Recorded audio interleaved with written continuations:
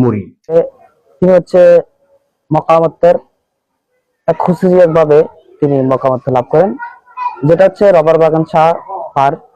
আর উনার প্রকাশ নাম হচ্ছে রবার বাগান শাহ। সবাই চিনেন আপনারা যারা আশিকগণ রয়েছে, আপনারা প্রকাশ নাম হচ্ছে রবার বাগান শাহ, যিনি ওই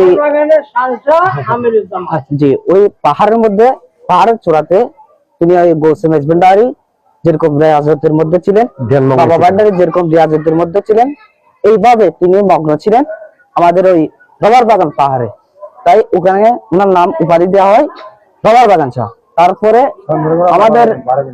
আমাদের শাহজাদিগণ এবং অত দরবারের পীরে তরিকত এবং নয়বানের পীরে তরিকত ওনারা যে আমাদের বাবাজান কেবলা আলমের সহবতে ঘুরে উনি সান্নিধ্য লাভ করেন। তারপর উনি কিছুদিন পরে আমাদের আমির ভান্ডার শরীফে তিনি নিয়োজিত হন।